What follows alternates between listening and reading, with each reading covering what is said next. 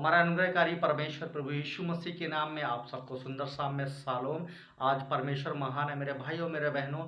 अक्सर हमारे लाइफ में ऐसा होता है कि हम जब अपनी प्रार्थनाओं को प्रभु के सामने रखते हैं तो पूर्ण समर्पण के साथ जाते हैं, लेकिन हमारे जीवन में ऐसा भी होता है कि कई ऐसी हमारी प्रार्थनाएं रहती हैं जिन प्रार्थनाओं को लगातार हम प्रभु के सामने बैठ करके विनती कर रहे हैं, गिड़गिड़ा रहे हैं, लेकिन उस प्रार्थनाओं को उत्तर नहीं आ रहा।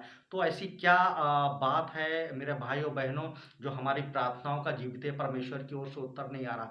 उस समय सही समय है मेरे भाइयों मेरे बहनों कि हमें अपने जीवन में अपने आप को जांचना है। कहीं हमसे कोई अपराध तो ऐसा नहीं हुआ कि उन अपराधों के कारण से परमेश्वर से हम दूर हो गए, क्योंकि परमेश्वर महापवित्र, परमेश्वर के सम्मुख जाने का अर्थ है पवित्रता से भरे हुए।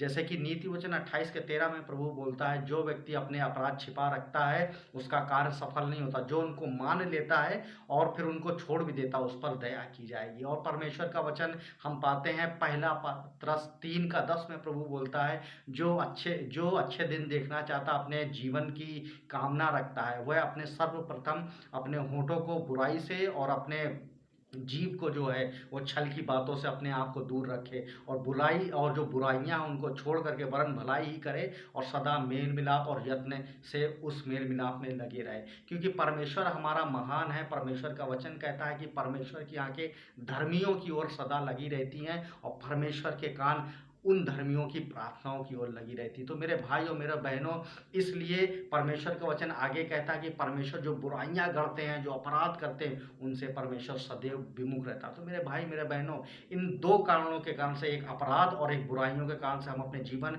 स्तर, आत्मिक स्तर में गिरते चले जाते हैं और परमेश्वर के सम्मुख हमारी प्रार्थनाएं नहीं सुनी जाती। इसलिए मेरे भाई मेरे बहनों, मेरी आपसे विनती है, प्रार्थना है, प्रभु के सामने आज जाएं और इन अपराध और इन बुराइयों से अपने आप को परमेश्वर से कहें, प्रभु मुझे सामर्थ्य दे ताकि मैं मुंह को मोड़ूं और आपके सम्मुख आपके कहे अनुसार चलूं। इस वचन के द्वारा प्रभु आप सबको आशीषित करें, यीशु मसीह के नाम में। फिर से एक बार जय मसीह की।